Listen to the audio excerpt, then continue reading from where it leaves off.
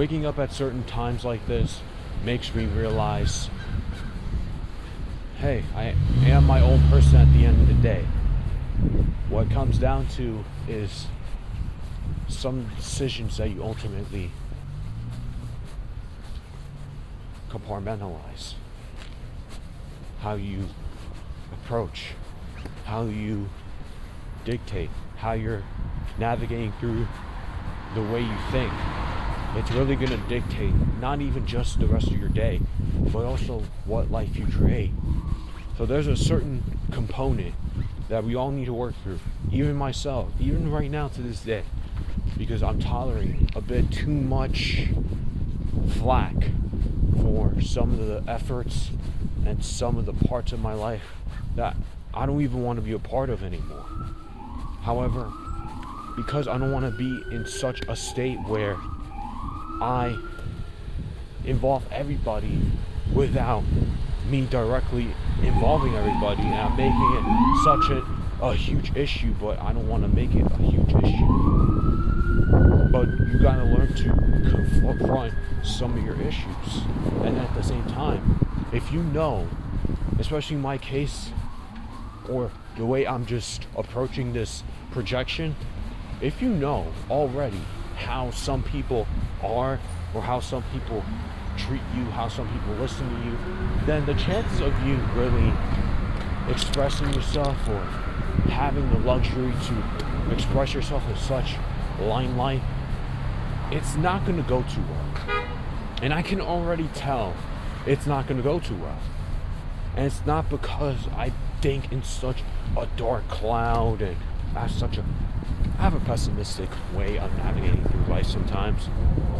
And then another time, I'm just being honest. I'm being transparent. I've seen through everybody. I went through everybody. And these people think that they know me a lot more than they anticipate. In which, in this case, they don't. And I don't want them to know much about me anyways. Because if they did, and if they tolerated that part of me, they are going to lose themselves. They are going to hate me. And I know this already. And it's not even just because, I'm already setting myself up for failure. You can think like that in certain components, especially when you gotta learn to be more faithful, be more hopeful of people. And at the same time, if you've been around these people for over a year now, I'm speaking for my third person perspective. If you've been around these people for so long, and it's gotten to a point where you sense a lot of sketchiness, you sense a lot of suspect moments, you sense a lot of fakeness, you sense a lot of lack of compassion, lack of consideration, you're not going to really prioritize asking for help. You're not going to really prioritize speaking up. Because if you speak up, it's meaningless. If you speak up, it's pointless. And it's not even because, it's not going to mean much, this, that, and the third. It's also because these people will just not listen to you. They will do everything with full intention to not listen to you, to not understand you, to just only get their perspective in it. Because they have to. That's the only way they think. That's the only way they can navigate through, is by their own way of thinking. They don't care about you for you. They only care about you when they implement their image of you. If they don't have the implemented image of you, they're not going to listen to you. They're not going to care for you. They are not going to like you as much as you think they do. And in my case, I have a wishy-washy relationship with a lot of these people. And that's what this video is going to be all about.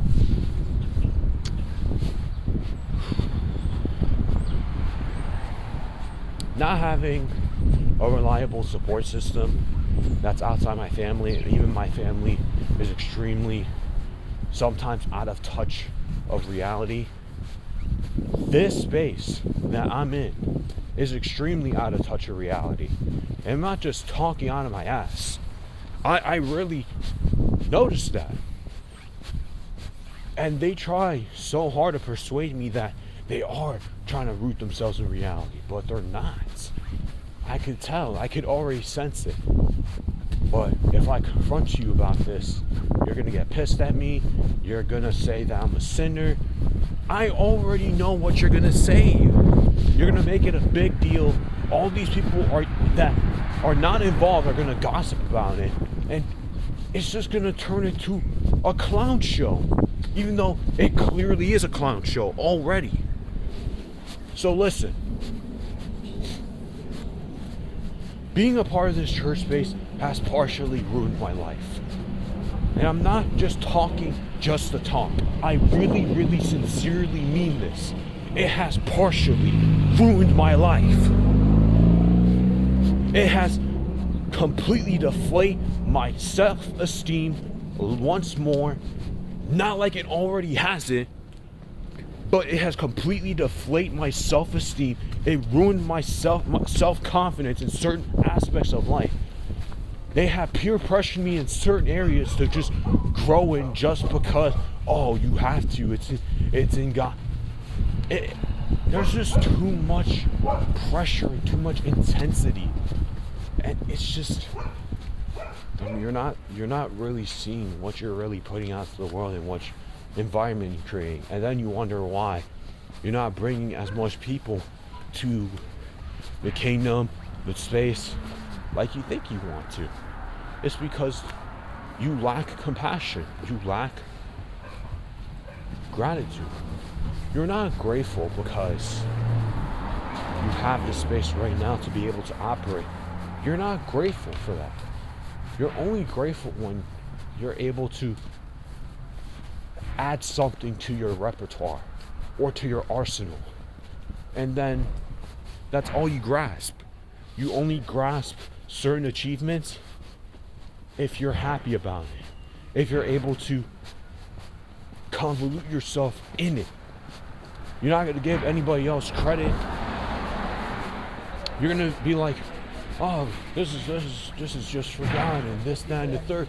But that is not for God.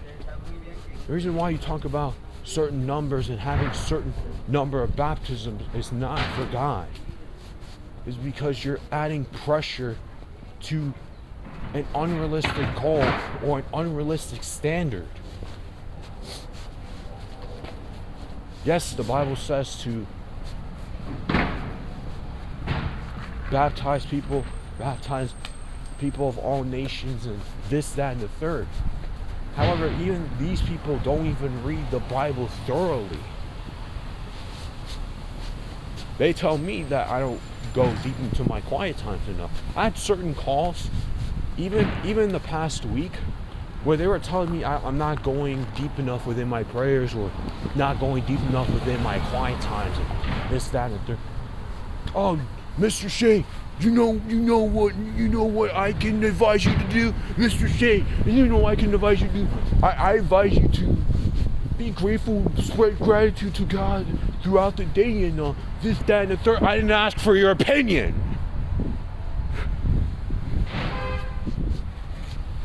The person that's needing the prayer call throughout that morning, especially today, was supposed to give me the lapse of judgment, even though that lapse of judgment is probably going to likely be the same shit because these people don't like when you are your own person.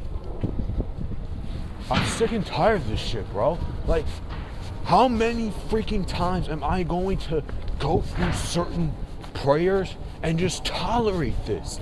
Like, what do you want me to do, bro? Like, you want me to just comply to you want me to change myself completely just to appease to your dumbass? I don't want to do that. But apparently I have to. We're not going to get through midweeks, this week's midweek. I have so much disagreements with it, but we're going to have to go through the general synopsis of why I'm even talking about my experience with church in the first place. It's not like it's the worst thing ever. I'm not going to frame it as that, or I'm not going to frame it as just a complete liability factor.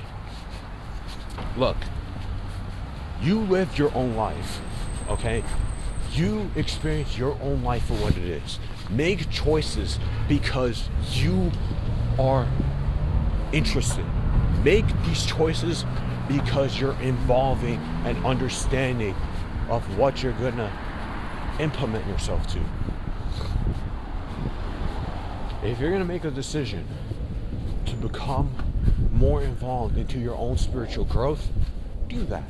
If you're gonna involve yourself more into other activities that require you to be religious, such and such, and you're making big decisions like that, do it. I'm not gonna stop you. Just because I make this video, it doesn't mean I should just halt altogether what you're doing right now. I just want you to listen to me.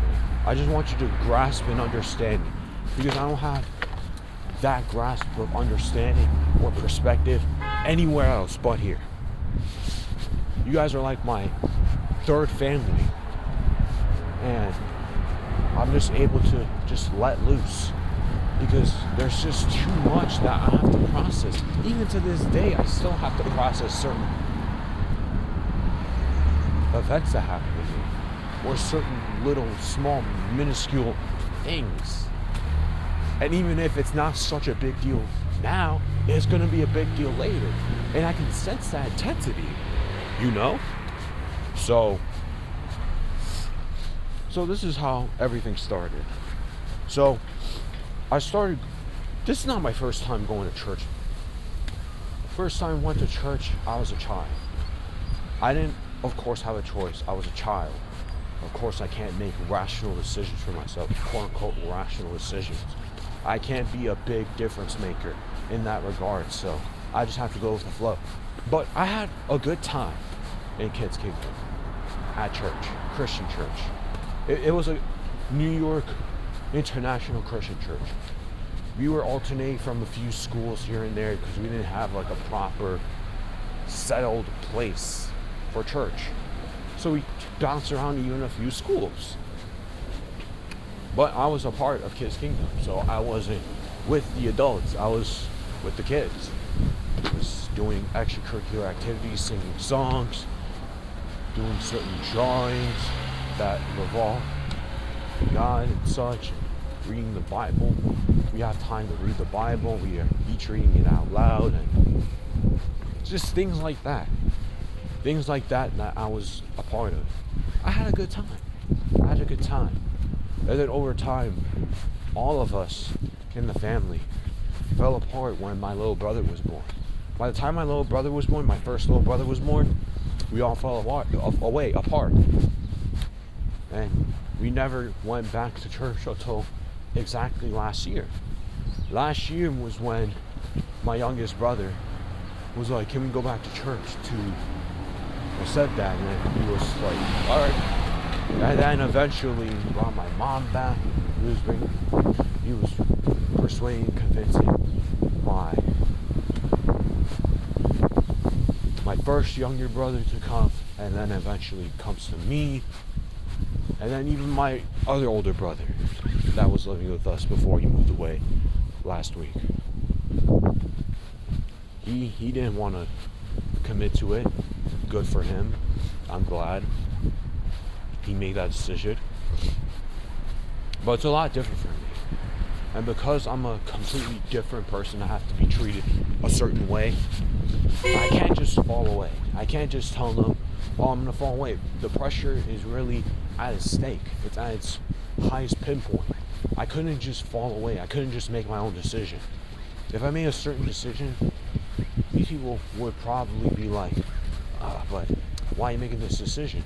Oh, you just want to be a bum all day? You just want to stay home and just be on your phone, this, that, and third? I'm like, bro, I'm just making a decision for myself to do something for my spiritual and mental health.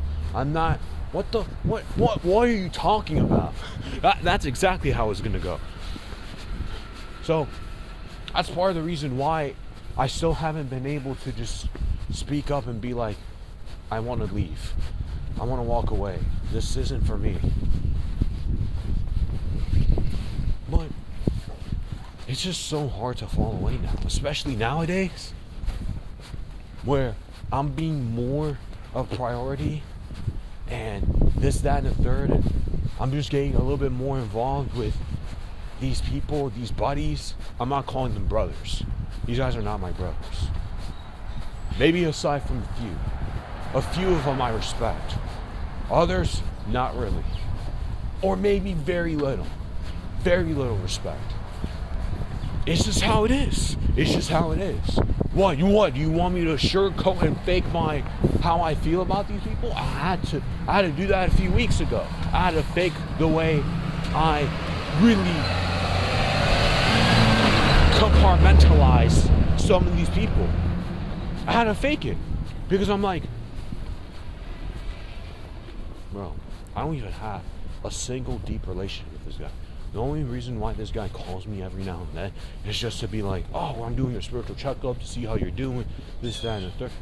Dude, it's just fluff. It just nothing. It means nothing. The only sense of meaning it has is just, oh, did you do your daily routine? Did you do your daily 7 steps? Reading the Bible and praying, and oh, did you go out and share today? And Mr. Shane,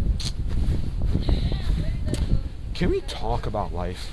Can we talk about anything else but his kingdom? Like, this guy is not even present in our lives right now. We don't even know how he genuinely feels. We don't know what he would embark in our own lives that we're having to just risk and sacrifice our own lives for him. We have to sacrifice parts of our time for him. A person, a fictional deity that's far from present in our lives. Supposedly omnipotent, supposedly all-powerful, all good. But do you notice the flaws and the lack of cohesion with God itself? Look, if you read the Bible enough, if you read the Bible through and in depth, you notice there's a lot of contradictions in the Bible. Just read parts of the Bible. You'll notice parts of contradiction. Don't just read the Bible because, oh, you're just being told to. Read the Bible because you're looking for some type of consistency. There's no consistency. I noticed over time, there is no type of consistency. And there's no level of being. Everything is a show. Everything is a performance.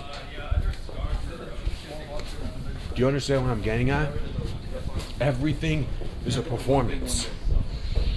What the problem is that these pastor preachers, these people that do sermon, they complain about us apparently thinking that this is all a show, this is all performance. No, we're really about this life, Mr. Shit. Oh, we're really about this life. No, we're not putting on a show for God. We are actually doing God's work. And I'm like, bro, yes, you are. You are an actor. You are a puppet in this church because you are putting yourself in a slave's pedestal. You're submitting yourself to a person that is not even present in our lives. Yet, we're supposed to all just submit somehow. Every Sunday service, we go in there, we have a sense of dopamine rush, we have this sense of clarity all of a sudden, but the moment we leave, that all washes away for the most part. We don't have that same level of intensity. Why can't we have this same level of gratitude and care like we do for God? And we're supposed to be putting on a show for God. We're not supposed to be putting on a show for God. We're supposed to be making Him proud. Why can't we do this? Why can't we have this same energy for the kids that are orphans? Why can't we have this same energy for the poor people in Haiti or in South America? Why do we only have this energy for God? Is my serious question.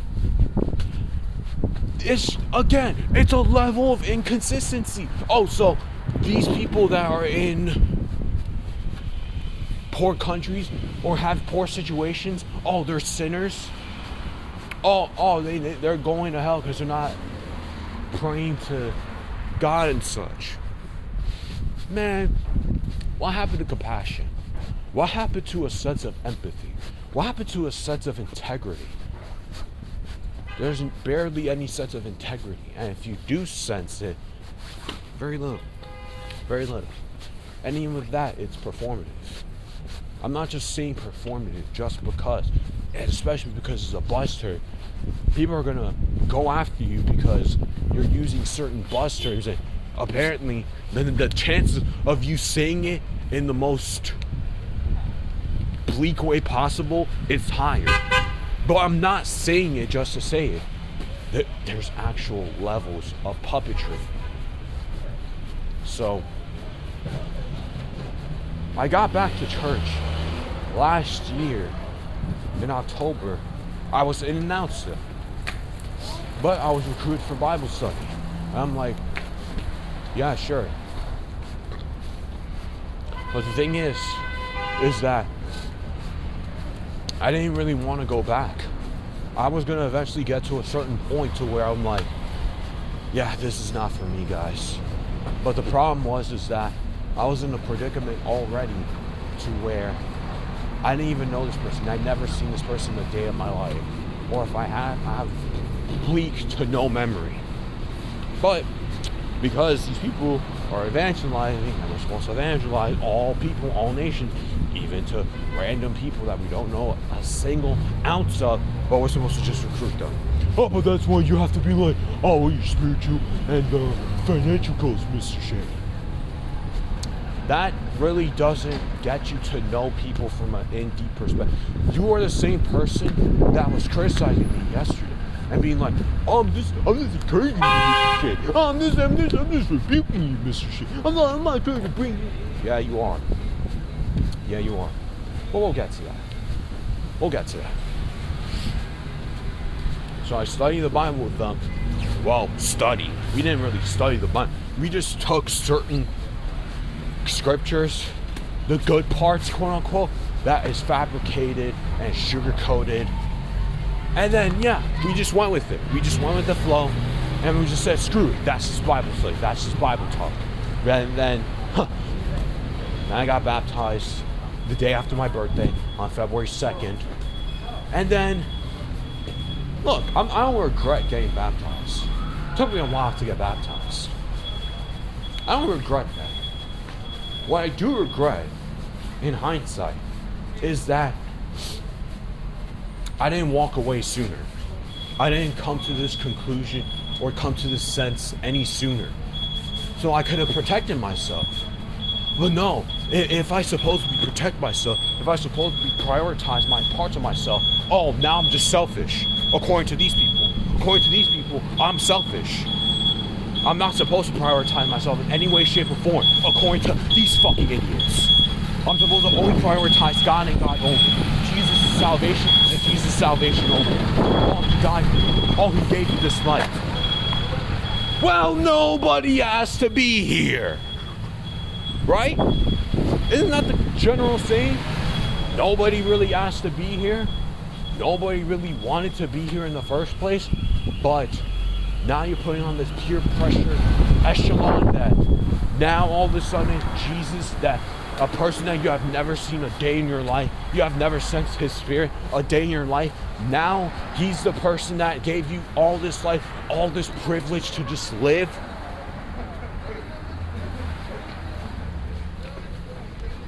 Interesting. I'm gonna get some of the most interesting parts right now. But first, I have to talk about prayer call, because this is where my self-esteem completely took a skydive. So, there's this thing. It's called a prayer call. And it's the most pointless, meaningless, lack of effort, half-assed shit I've ever been a part of. Why can't you guys just go to each other's houses or meet at a coffee shop and just pray together? Why do we all have to do this thing where we go on Zoom and we put in half-ass effort? And there's a leader of a prayer call in the mornings at 7 a.m. We pray for an hour or like 45 minutes, and then we just go from there. Bro, this is such half-ass effort. Why are we doing it on a Zoom? This feels fake. This feels awkward. Why are we doing this on Zoom? It's awkward. I don't care if you guys have work. Do it earlier. Let's pray earlier. Let's have a prayer call earlier. Let's all get together. Let's all go to a coffee shop and let's just pray together. Why do we have to do this? Oh, but Mr. Shane. But we'll get to the Mr. Shane Club. Because the irony in all this is that apparently if you make certain excuses or you make certain valid arguments with certain exposures, oh, it's excuses now. Like, bruh. Yeah, but it's much easier to just interact. There's no excuses on why you don't have a working phone or a working laptop or a working computer and just be able to pray. I'm like, bruh, nobody's telling you that you can't do a prayer call. You guys can't get together and pray. But put in some effort. Don't be shallow and boring. And allow people to be themselves too. Allow people to just be sometimes. Why? They be advertising and exemplifying this prayer call like it's some type of professional environment. They're advertising this, and they always do this thing. Oh, guys, so you know we have to pray for this, that, and the third. Bro, I thought we're supposed to pray from the heart, but you're telling us what to pray for. Bro, how are we supposed to pray for our heart when you're giving us a list of what to pray for? What type of stupid fucking logic is that? Bro, if you're gonna tell us to pray from the heart, let us pray from the heart then. Why are we doing this thing where, oh, guys, I have a list of a few things that we need to pray for. Dude, then of course, like today, we're gonna get some rebuke on, oh, you guys are praying for your head too much. You guys are praying for your head too much. You're supposed to be praying from your heart. Number one, shut up. Number two,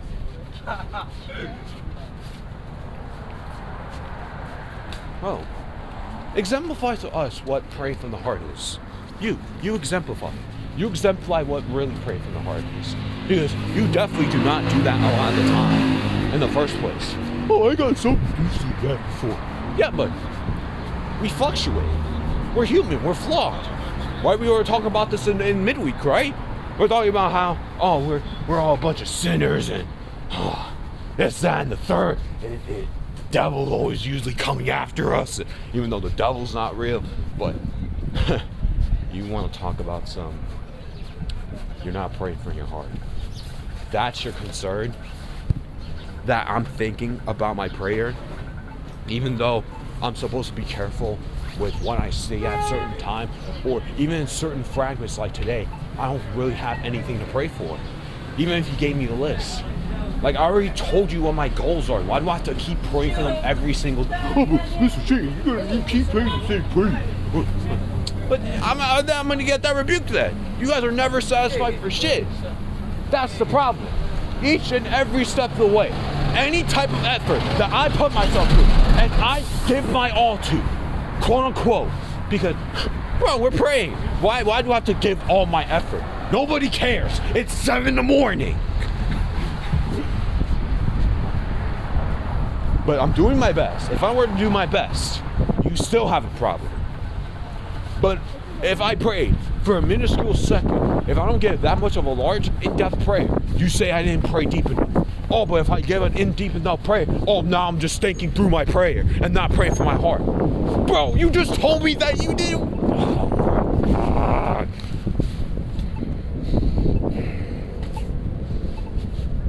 These people are never freaking satisfied for anything. No wonder why you guys are not having any type of motion. We can tell. I already went through this. Don't you see? I already experienced a lot of your BS, your fluff, your mask. Take that shit off. I can see through your BS. I see through everything. Stop playing this game. Stop being a puppet. Please. Stop being a puppet. I can tell. Okay? Even with some of the pastors, some of the shepherds, you guys are puppets too. You guys have elevated yourself not to a higher calling, but to an elevated state that you guys are easily gullible and vulnerable to anything. So now you're easily persuaded. You don't have your own sense of thought. You don't have your own sense of perspective. You don't have your own sense of personality. Your personality is fluctuated and fabricated through these people. And what God wants you to be. Dude, how do you know what God wants you to be? Did you have a sit-down conversation with you in person? No, I just spend more time reading the Bible, having a quiet time.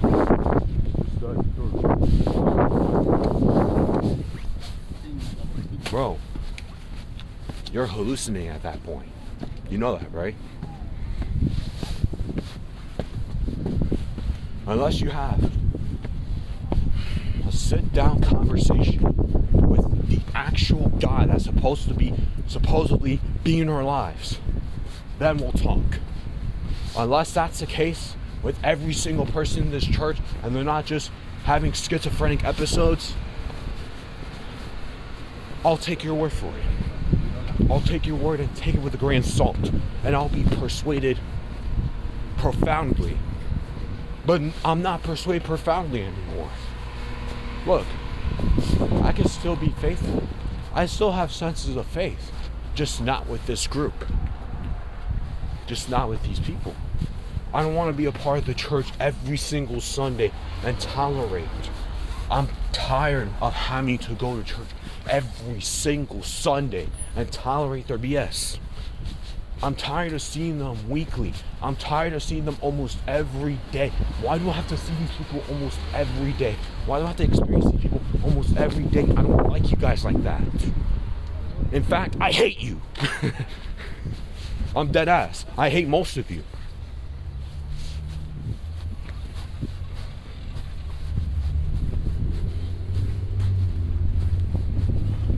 So then it all comes down to the suspect activities that they have done. And it's not something too intense, but it really reflects on their character, you know? So the first time that I clearly opened my eyes to what was really going on was the week before the summer came around. And we had men's midweek. Midweek is on Wednesdays at 7:30, whether it's on Zoom. Zoom nowadays is on Zoom. I said Zoom nowadays is on Zoom. Nowadays, it's on Zoom. Usually, especially during the summertime, we're in person. Whether we're at somebody's house or we're in the church space. It varies.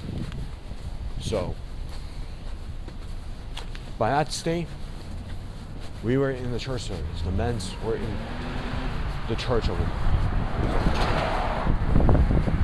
And one of the main eye-opening experiences that I had was when one of the main leader of it, in which he's one of the only few people that I have some type of respect for, and even then I'm questioning everything regardless. He talks about how masculinity is under attack. And then I said, wait, this is not the first time I heard of this. And this is some type of profound new discovery. However, when people talk about masculinity being supposedly under attack, that's a red pill talking point. That's a talking point that you get from these manospheric brainwashing spaces. So then I'm like, wait, huh? What do you mean we're under attack? And then these people were just submitting and agreeing to it. You know, some people were like, yeah, man, we're being targeted. I'm like, man, shut the fuck up, man. Y'all need to relax. You are not being under surveillance every 5 seconds just for you existing. Relax. You're not in certain third world countries to where some people literally get killed for existing. or they speak up about literally anything. You are privileged. Sit the fuck down. Like, oh my gosh. This burst the bubble. And then we had that midweek surrounding masculinity be under attack for the entire time. And I got out of it, I'm like, bro, what did I just hear? I disagree with so much, or almost, like everything. I disagree with like everything that was said. But because people were listening, and people weren't speaking up and disagreeing because we just had to listen, duh, we weren't in prime position to say anything. But people were just submitting. People were just surrendering to this leader who supposedly knows it all. Even if he's in his 60s and whatever, because he is. However, we're primed to make it seem as if, yeah, this is the most profound, relatable connection I could ever make, even though it's a stupid red pill manospheric talking point. The first spot that I have completely brainwashed myself. I got brainwashed by these people in Twitter years ago. And I gotten my thinking thoughts ruined. The way that I pattern recognized got completely crippled because of that.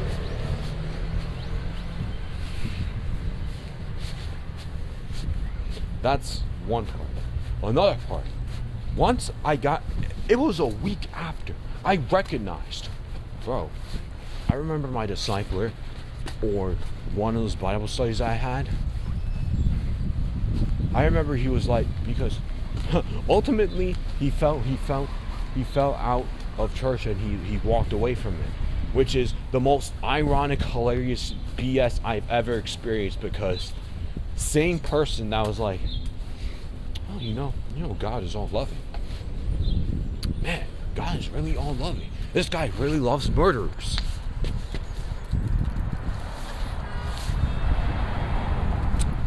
I'm so serious. That was really what was said out of his mouth. I'm not even exaggerating. This guy really loves murderers. He loves abusers. His love is beyond. You know, we can never love like this guy. And then I was like, sure. No, this is a dead ass, serious ass conversation and talking point. And I just said, what? Oh, okay. Bro.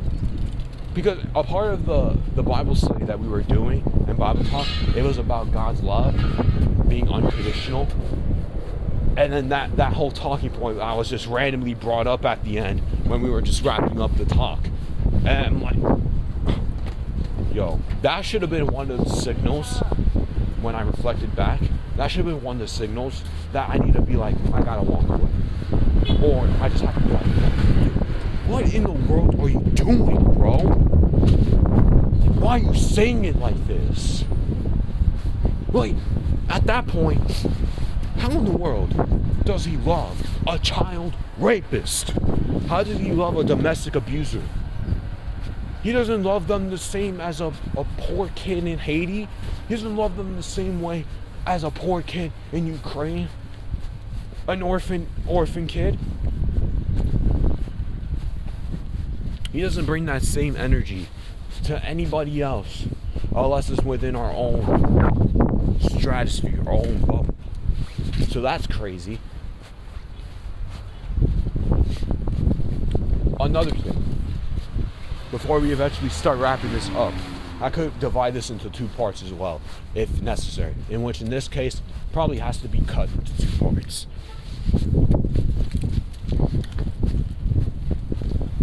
Another,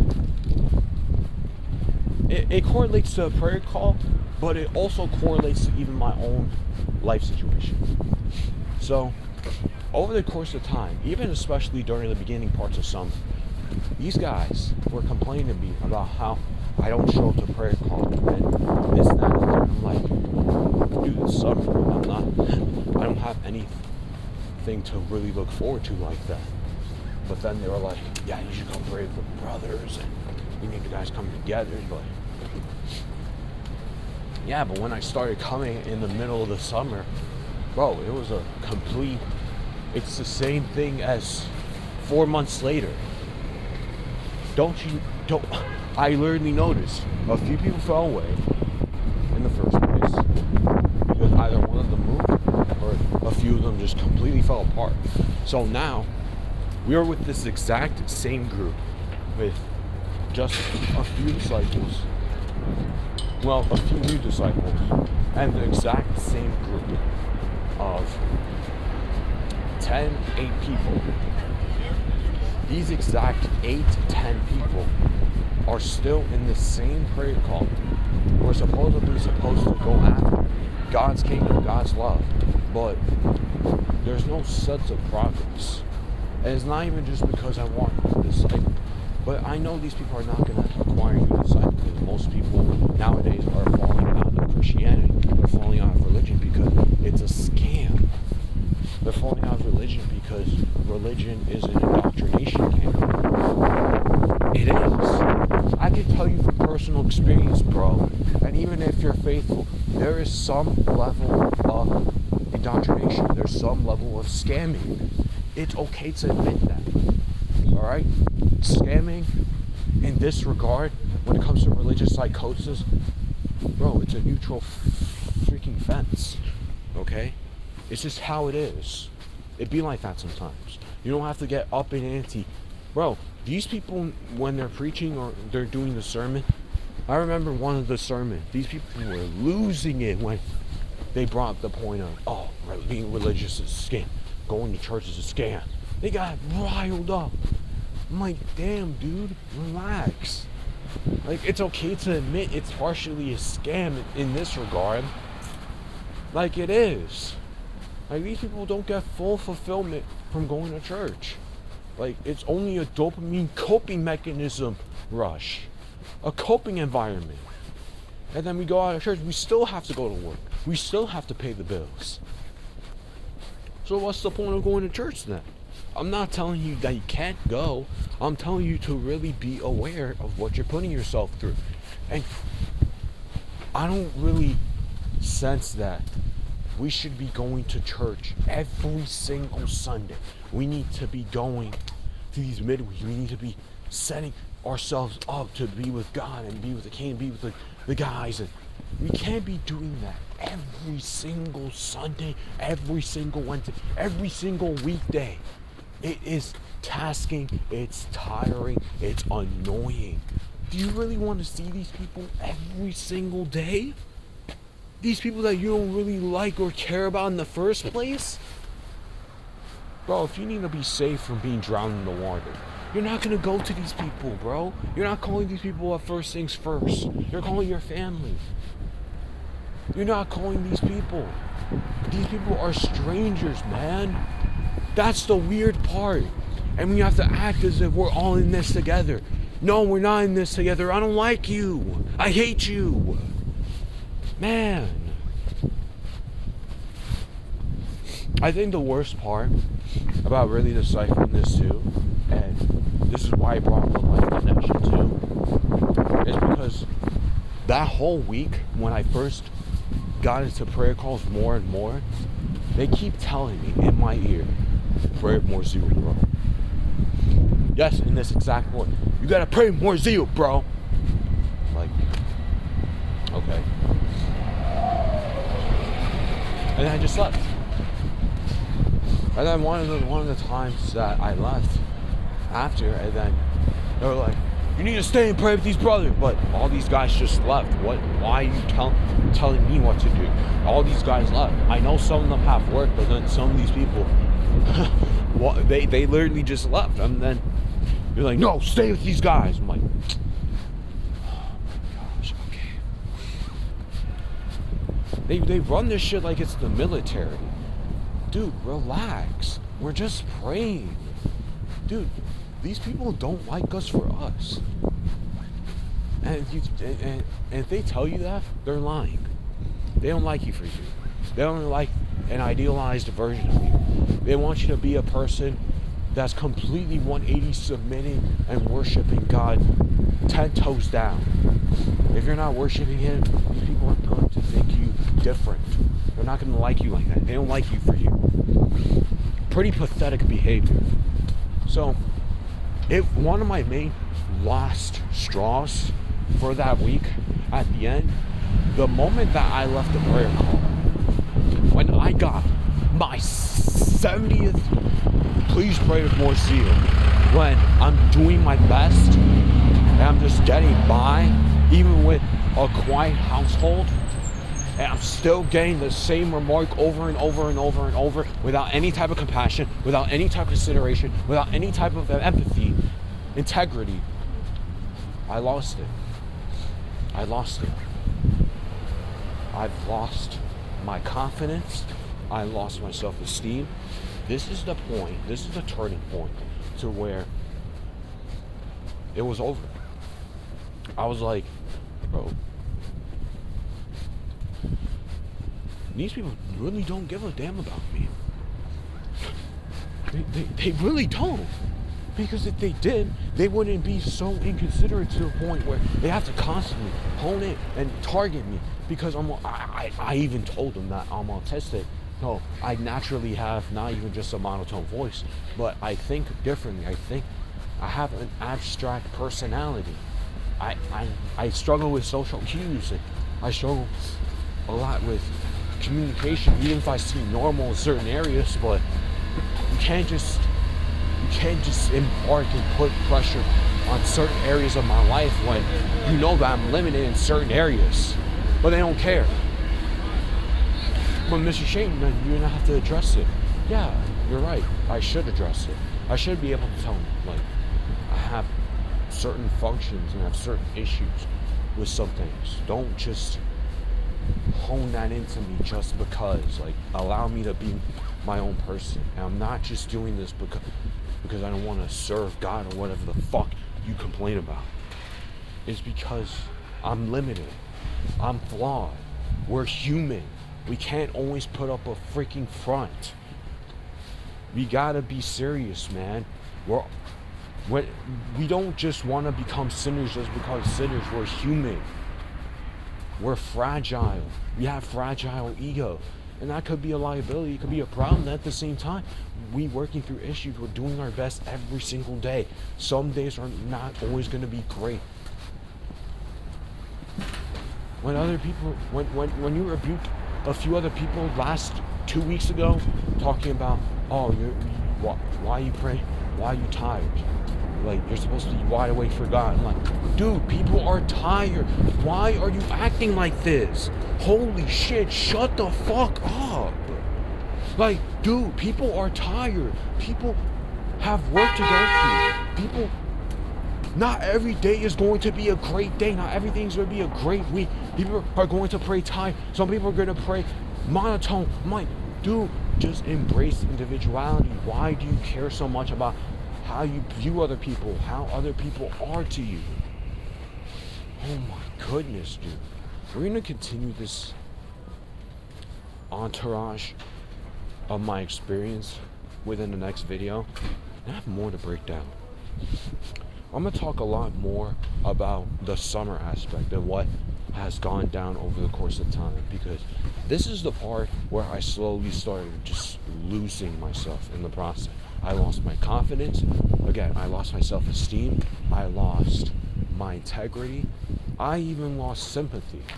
Even within my own self, I felt like a loser. I felt meaningless. I felt pointless. I felt devalued.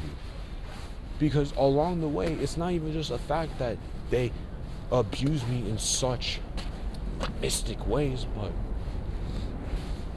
they minimize me. They minimize my personality. They minimize me as a person. But they want to say they love me. You don't love me. You don't like me. You hate me. But you want to pretend that you care about me. You don't care about me. I don't want you to care about me anyways. I don't want you looking after me. I don't want your care.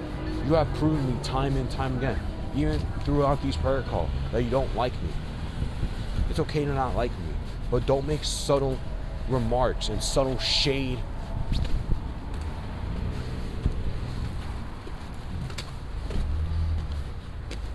make some shady motives just for you to have some type of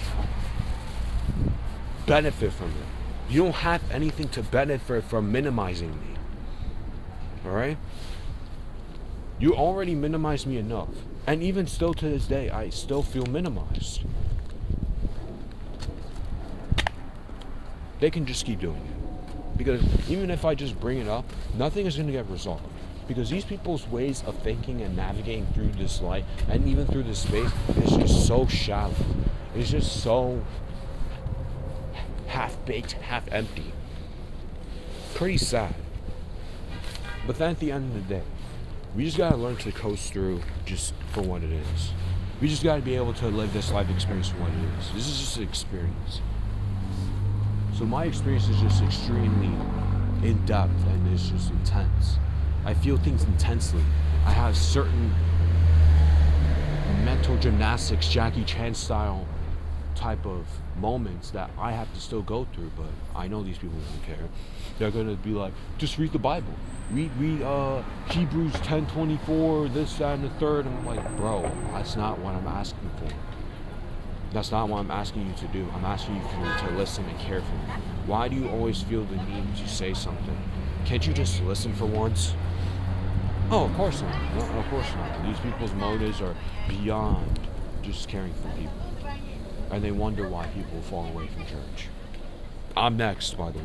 I'm going to be one of the next people. If I'm not next within the next year or two, I'm going to make everybody's life extremely hard. And I know that's not the right thing to do. And then at the same time,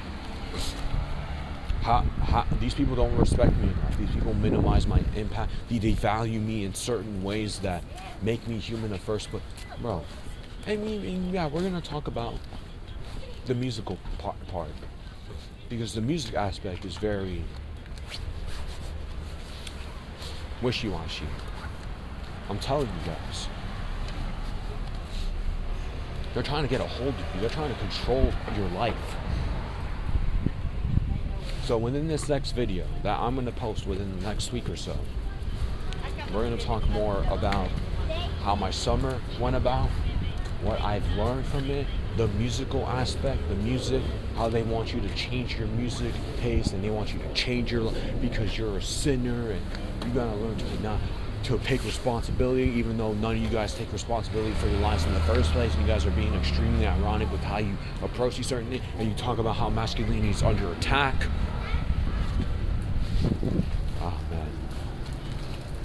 Oh man. That's all I can really say.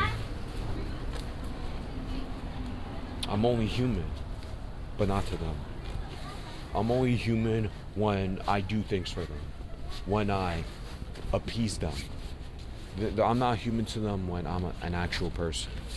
If I actually display human traits and human activity, they're not going to like me. They're going to hate me even more. They're going to say I'm a sinner. They're going to say I tolerate too much sin. They say, even if I'm not really the focal point of certain circumstances, they're going to say, you still need to own up to it. I'm like, what is wrong with you? Again, within the next video, I am definitely going to talk about this week's midweek, because there is just so much flawed, fluff, lack of consideration type of talking points. I'm very disappointed in this week's midweek, and I have to pretend that I even care about it. Pathetic.